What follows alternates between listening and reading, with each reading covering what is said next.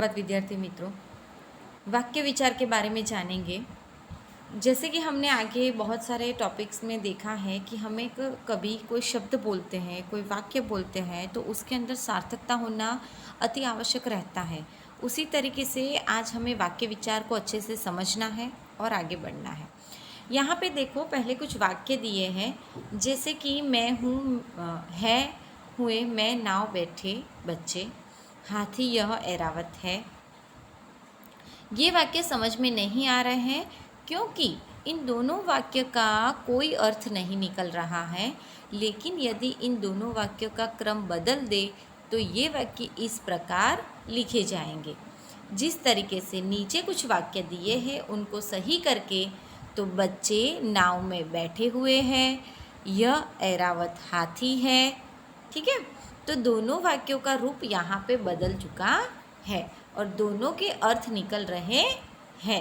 इसीलिए ये वाक्य जो है वो मीनिंगफुल यानी सार्थक शब्दों से बने हुए वाक्य कहे जाएंगे। ये वाक्य सही अर्थ स्पष्ट कर रहे हैं और समझ में भी आ रहे हैं। वर्णों के मेल से शब्द बनते हैं, लेकिन भाषा में उन्हें शब्दों व वर्णों का महत्व है। जिसका कोई अर्थ निकलता हो उसका ही यहाँ पे महत्व रहता है। जैसे कि वर्णों की बात करें तो वर्ण के अंदर आएंगे स्वर और व्यंजन। अ से लेकर अह तक, क से लेकर श्र तक वो वर्णों में समावेश होंगे। उन्हीं वर्णों से छोटे छोटे शब्द बनाए जाएंगे और उन्हीं शब्दों के सार्थक मेल से, मेल यानी मिले जुले, वही शब्दों के मिले जुले शब्दों से एक नया वाक्य बनता है जिसका कोई अर्थ निकलता हो वैसा। वर्णों के सार्थक मेल से शब्द बनते हैं और शब्दों के सार्थक मेल से वाक्य बनते हैं। किसी भी भाषा में वाक्य में शब्दों का एक निश्चित क्रम होता है, प्रॉपर। यदि शब्द सही क्रम में न लिखे गए हो तो उनका सही अर्थ स्पष्ट नहीं हो पाता, जिस कारण वे समझ में भी नहीं आते। भाषा में सार्थक शब्द का महत्व होता है। शब्द का वह व्यवस्थित समूह जिससे सही अर्थ स्पष्ट होता है वाक्य कहलाता है। जैसे कि हमने परिभाषा में देखा कि शब्दों का अगर व्यवस्थित समूह हो, व्यवस्थित रूप हो, जिसका अर्थ स्पष्ट होता हो, वही वाक्य कहे जाते हैं। आइए परिभाषा के आधार पर देखें। वाक्य में शब्दों का सार्थक मेल होता है। वाक्य जो देते हैं उसके अंदर छोटे छोटे शब्द होते हैं, उन शब्दों का सार्थक मेल यानी सही रूप बनता है। सरल वाक्य में कर्ता, कर्म और क्रिया तीनों चीज लागू होती है, अंदर आई जाती है। इनमें सही क्रम में होने से वाक्य सही बनता है और ऐसा वाक्य सार्थक होता है। वाक्य में शब्दों का निश्चित क्रम होता है, तभी वक्ता के भाव या विचार सही तरीके से समझे जा सकते हैं। कभी कभी एक या दो शब्दों से भी पूरे वाक्य का अर्थ स्पष्ट हो जाता है। कई कबार क्या होता है कि कभी कभी एक या दो शब्द दिए, जैसे कि क, म और ल, तो 3 वर्ण जोड़ने से कमल शब्द बना, फिर 2 वर्ण जोड़ने से कम शब्द बना। तो उस तरीके से एक या दो जब वर्ण जुड़े जाते हैं तो वो शब्द बनते हैं और उन्हीं शब्दों से वाक्य का रूप ले लेते हैं। जैसे कि यहाँ उदाहरण के आधार पर कुछ दिए हैं। बोलो, सुनो, दिखाओ, जरा देखिए। भाषा में सरल वाक्य अपने आप में पूर्ण अर्थ स्पष्ट करता है। उसी के आधार पर, वाक्य विचार के आधार पर आप देखोगे तो अंदर किसी भी सरल वाक्य के 2 भाग होते हैं। एक होता है उद्देश्य और दूसरा होता है विधेय। उद्देश्य और विधेय की हमने चर्चा तो कक्षा 5 में ही कर ली है, लेकिन उसको आज हम फिर से विस्तार पूर्वक देखेंगे। तो आइए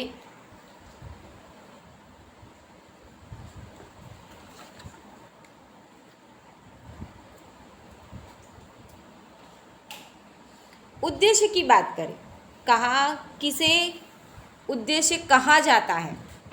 वाक्य में जिसके बारे में कोई बात कही जाए उसको उद्देश्य कहते हैं। वाक्य का कर्ता ही वाक्य का उद्देश्य होता है। वाक्य में आने वाले कर्ता से संबंधित विशेषण भी उद्देश्य के अंतर्गत आ जाते हैं। जैसे कि यहाँ पे आपको एक सरल वाक्य दिया है, रमा। रमा क्या है? तो रमा कर्ता है। घर उसका कर्म है और जा रही उसकी क्रिया है। तो रमा यहाँ पे क्या बोला कि जहाँ पे कर्ता आता है वो ही वाक्य का उद्देश्य बन जाता है। देखो, कर्ता रमा है तो उद्देश्य बन गया। छोटी माँ पूजा कर रही है। छोटी माँ उद्देश्य है, पूजा कर रही है, वो उसका विधेय बन जाता है। उद्देश्य का विस्तार कैसे पता करेंगे? तो वाक्य का कर्ता और कर्ता का विस्तार उद्देश्य के विस्तार के अंतर्गत आते हैं। रूपम ने विद्यालय जाना शुरू कर दिया है। बालक खेल रहा है। तो यहाँ कर्ता के जगह तो उद्देश्य ही आएगा, लेकिन रूपम क्या कर रहा है? तो विद्यालय जाना शुरू कर रहा है या कर दिया है। अभी उसका विस्तार कैसे होगा? तो छोटे से रूपम ने विद्यालय जाना शुरू कर दिया, तो उसका उद्देश्य का विस्तार बताया। विशेषण के आधार पर आप इसको ले सकते हो। बालक खेल रहा है, लेकिन कैसा? तो चंचल बालक खेल रहा है, छोटा बालक खेल रहा है, मोटा बालक खेल रहा है, उसके आधार पर। विधेय को जानने के लिए उद्देश्य के बारे में जो कुछ कहा जाए उसको विधेय कहते हैं। किसी भी वाक्य का क्रम या विशेषण तथा क्रिया और क्रिया विशेषण विधेय के अंतर्गत आते हैं। कर्म क्रिया दोनों विधेय में जुड़ जाते हैं। जैसे कि यहाँ पे देखोगे कि पक्षी जो है वो करता है तो वो उद्देश्य बन गया, लेकिन दाना चुग रहे हैं तो दाना शब्द अलग है, चुग रहे यानी क्रिया हुई, यानी कर्म और क्रिया दोनों आ गए। तो यहाँ पे कर्म क्रिया, कर्म का विशेषण क्रिया और क्रिया विशेषण दोनों आपको यहाँ पे देखने को मिलेंगे। हम तुम्हारे साथ चलेंगे, हम क्या है? तो उद्देश्य है। तुम्हारे साथ चलेंगे तो उसका विधेय है।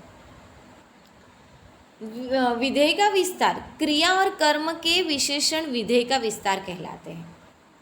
जब विधेय पीछे की जितना भी पार्ट रहता है वो पूरा विधेय है, तो विधेय के अंदर में भी क्या है? कर्म और क्रिया दोनों चीज़ें लगी हुई है, तभी वो विधेय का विस्तार आपको अच्छे से बता सकते। देखो, उदाहरण के आधार पर देखेंगे हम यहाँ पे।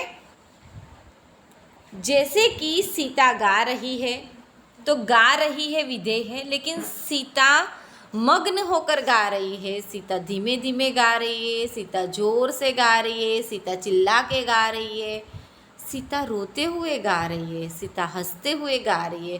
तो इन दोनों के बीच जब कोई नया शब्द जगह लेता है तब आप कह सकते हो वहाँ पे कर्म क्रिया विशेषण या क्रिया विशेषण कह सकते हो।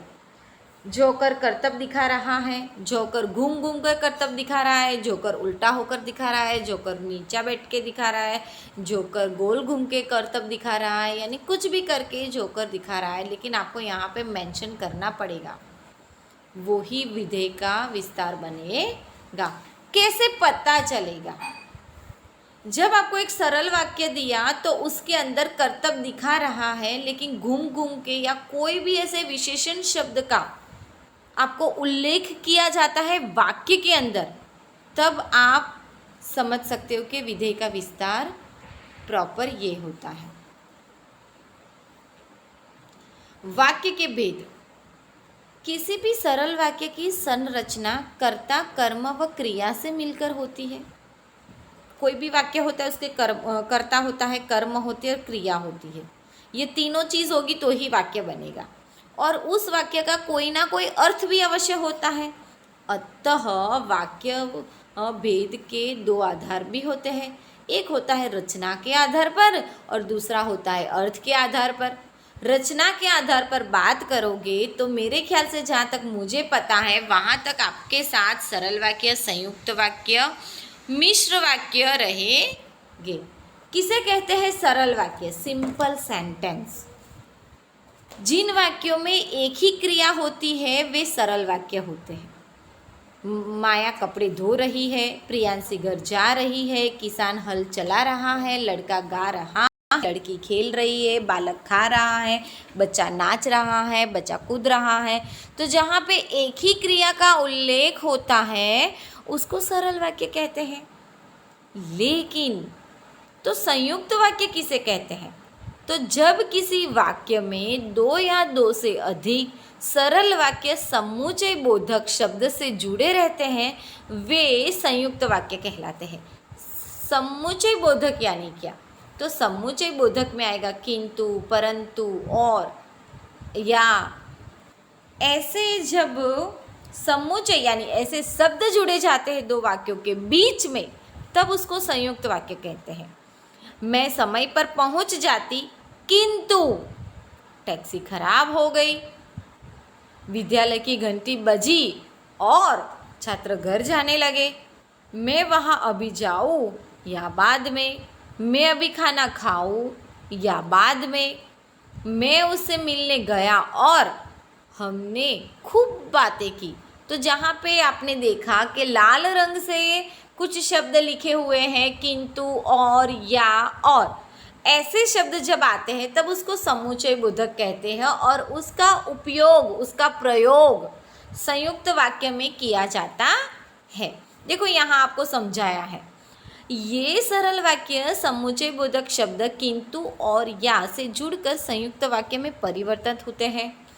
संयुक्त वाक्य के सभी उपवाक्य समान स्तर के होते हैं। इनमें कोई वाक्य किसी दूसरे वाक्य पर निर्भर नहीं होता। इसमें सभी वाक्य स्वतंत्र होते हैं। स्वतंत्र यानी पहला एक वाक्य फिर दूसरा, दोनों स्वतंत्र वाक्य कहे जाते हैं। मिश्र वाक्य, मिश्र यानी सब मिक्स कर देना है, दाल भात फिर रोटी सब्जी मिठाई सब मिक्स करके खानी है। देखो कैसे, जिस वाक्य में एक वाक्य प्रधान हो, मेन वाक्य, और एक या एक से अधिक वाक्य प्रधान वाक्य पर आश्रित हो यानी उस पर निर्भर हो, ठीक है, उसको कहा जाता है मिश्र वाक्य। कैसे बनता है? मीनाक्षी ने घर बदल लिया, प्रधान वाक्य, क्योंकि उसे वहाँ अच्छा नहीं लग रहा था। तो एक वाक्य जो है उसके ऊपर उसका डिपेंड वाक्य है। तो क्या हुआ कि मीनाक्षी ने घर क्यों बदला? क्योंकि उसको पसंद नहीं आ रहा था। तो जहाँ पे क्योंकि, ताकि, की, छाता ले जाओ ताकि बारिश होने पर भीगने से बचा जा सके। रजनीश ने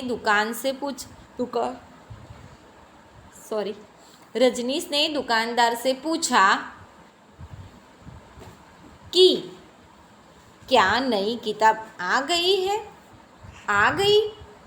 तो जब ऐसे वाक्यों का जहाँ पे क्योंकि, ताकि, की का प्रयोग होता है वहाँ पे हम संयुक्त वाक्यों से के बदले मिश्र वाक्यों का प्रयोग करेंगे।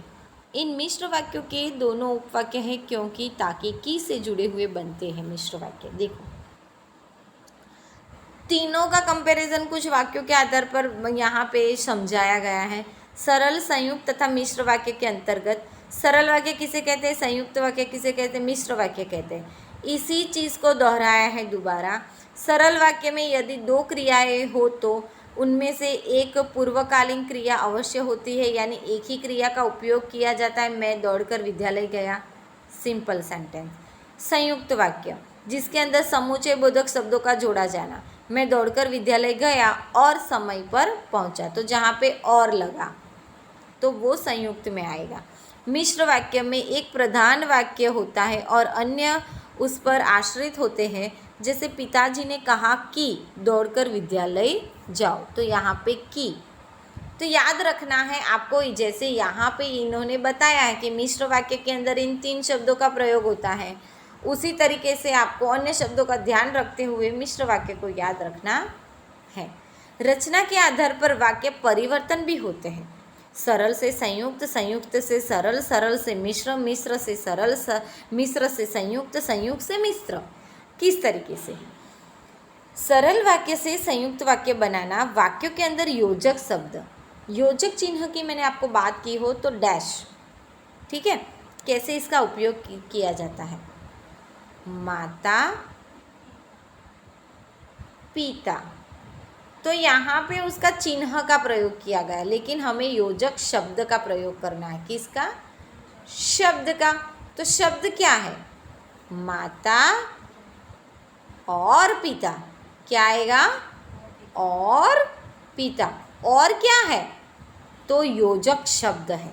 देखो, योजक शब्द से जैसे और, तथा, की, लेकिन, किंतु, परंतु, इसलिए आदि से जोड़ा जा सकता है। इन योजक शब्दों को लगाकर वाक्य सरल से संयुक्त में बदला जा सकते हैं। जैसे कि सरल वाक्य की बात करें, माँ दूध लेने डेयरी पर गई। माँ को दूध लेना था, इसीलिए वह डेयरी पर गई। इसी वाक्य को हम सरल वाक्य में देखा, वो इजी लगा। संयुक्त वाक्य में देखा तो जैसे ऐसा लगा कि 2 वाक्य जुड़े हुए हैं, इसीलिए यहाँ पे लगाया गया है। सरल वाक्य से मिश्र वाक्य की ओर, ये वाक्य बनाने के लिए सरल वाक्यों को ऐसे उपवाक्यों में बांटा जाता है जिनमें एक प्रधान उपवाक्य हो, दूसरा उस पे आश्रित उपवाक्य हो। जैसे कि सरल वाक्य, वर्षा होने पर धान की फसल अच्छी होती। यदि वर्षा होती तो धान की फसल अच्छी होती। यदि आ गया। संयुक्त वाक्य से सरल वाक्य, इनमें दोनों वाक्य में योजक शब्द हटाकर एक वाक्य बताया जाता है। ऐसा करते समय वाक्य का अर्थ नहीं बदलना चाहिए। संयुक्त वाक्य, राम आया और हमने बगीचे में घूमने चले गए। राम ने आने पर हम बगीचे में घूमने चले। राम के आने पर, राम आया और लगा और के लगा, और संयुक्त और योजक दोनों में फ़र्क है। और अलग है, के अलग है। संयुक्त से मिश्र वाक्य बनाना, संयुक्त से मिश्र वाक्य बनाने के लिए संयुक्त वाक्य के दोनों वाक्यों में किसी एक वाक्य को प्रधान उपवाक्य और दूसरे को आश्रित उपवाक्य बनाकर योजक शब्द से जोड़ देना चाहिए। कैसे जोड़ेंगे? संयुक्त वाक्य, माँ को शुभम के आने का पता चला और उन्होंने पराठे बनाए। माँ को जैसे ही शुभम के आने का पता चला उन्होंने पराठे बनाए। अल्पविराम लगा, यहाँ पे देखो अल्पविराम का चिन्ह लगा हुआ है। दोनों में पराठे की बात है, दोनों में शुभम की बात है, दोनों में माँ की बात है, लेकिन एक वाक्य में और लगाकर योजक लगा दिया, जबकि दूसरे में सीधा सीधा बताकर अल्पविराम के साथ एक दूसरा वाक्य भी जोड़ा गया और उन्होंने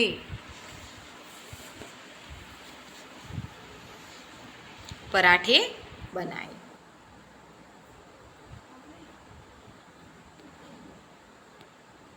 देखो यहाँ पे अर्थ के आधार पर हम कुछ भेद देखेंगे।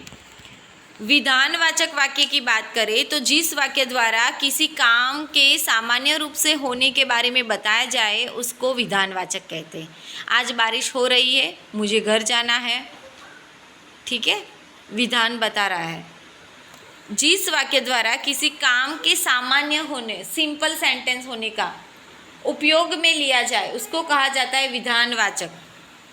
निषेधवाचक, जिन वाक्यों में किसी काम के न होना, किसी काम में मना कर देना, नहीं शब्द का उपयोग करना। रम्या मेरे पास नहीं आया, रयान मेरे पास नहीं आया, हम फिल्म देखने नहीं गए, आज कृतिका नहीं खेलेगी, बाग में मोर नहीं नाचेंगे, मुझे आज खाना नहीं खाना है। तो जहाँ नहीं, ना जैसे शब्दों का प्रयोग होता है वहाँ निषेधवाचक वाक्य हो जाता है। प्रश्नवाचक वाक्यों की बात करें तो आप सब जानते हो कि वाक्य के अंदर जब प्रश्न पूछा जाता है तब उसको प्रश्नवाचक वाक्य कहते हैं। क्या तुम तैरने जा रहे हो? हम कब तुम्हारे साथ चल सकते हैं? तुम्हें कौन सा गीत गाना आता है? तुम दंत चिकित्सक के पास किसके साथ गए थे? आदि। याज्ञावाचक, जिन वाक्यों के किसी अनुमति, आज्ञा, आदेश का बोध होता है उसको याज्ञावाचक कहते हैं। जैसे कि आप यहाँ पे देखोगे, उधर जाओ, यहाँ बैठो, खड़े हो जाओ, आगे चलो, पीछे जाओ, यहाँ फूल तोड़ना मना है। तो ऐसे जब आज्ञा दी जाती है तब उसको याज्ञावाचक कहते हैं। संदेहवाचक, जिन वाक्यों में किसी बात में संदेह या संभावना का बोध हो उसको संदेहवाचक वाक्य कहते हैं। जैसे कि शायद कल माँ आ जाएगी, विभा खाना खा चुकी होगी, संभव है नए कमरे में एसी लगा होगा, संभवित हो सकता है, नहीं भी है, उसको कहा जाता है संदेहवाचक। संकेतवाचक की बात करें तो संकेतवाचक में जिस वाक्य में कार्य का होना किसी स्थिति पर निर्भर होता है। यदि तुम जाओगे तो माँ भी साथ चल देगी। यदि तुम मेहनत करते तो तुम्हें और अच्छे अंक मिलते। विस्मयादिवाचक, आश्चर्यजनक, विस्मय आदि का चिन्ह कुछ इस तरीके का होता है। अरे वाह, तुम्हारे अच्छे अंक आ गए हैं, वाह वाह क्या खूब है, शाबाश, तुम तो बहुत बहादुर हो, आहा मेरे पैरों में तो जोर की चोट लग गई। जिन वाक्यों में हर्ष, खुशी, शौक, आश्चर्य आदि का भाव उत्पन्न होता है वाक्यों में, उसको कहा जाता है विस्मय आदि। इच्छा रखना, जिस वाक्य द्वारा बोलने की इच्छा, अभिलाषा, आशीर्वाद, कामना आदि का बोध हो उसको कहा जाता है इच्छावाचक। भगवान करे तुम जहाँ भी जाओ खुश रहो, काश ऐसा ही घर मेरा भी होता। तो जहाँ इच्छाओं की बात आती है वाक्यों के अंदर तो उसको इच्छावाचक वाक्य कहा जाता है। इसके आधार पर आठों भेद को लेकर एक ही वाक्य को किस तरीके से परिवर्तन होते हुए हमारे सामने यहाँ प्रस्तुत किया है, देखो यहाँ पे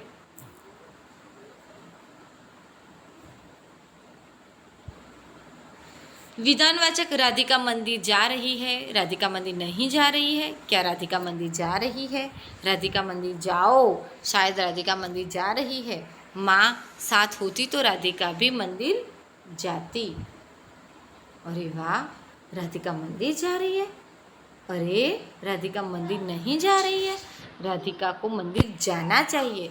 तो आठों के आठों भेद के आधार पर वाक्य का प्रयोग किया गया है। अभ्यास कार्य की चर्चा हमने पहले ही कर ली है। जो आपको टेक्स्ट बुक में लिखना है वो टेक्स्ट बुक में लिखना है और बाकी का आपको नोटबुक में करना है। मिलते हैं इसके बाद एक नए टॉपिक के साथ। तो धन्यवाद बच्चों, जिसका कार्य बाकी हो वो अपना कार्य पूर्ण कर ले।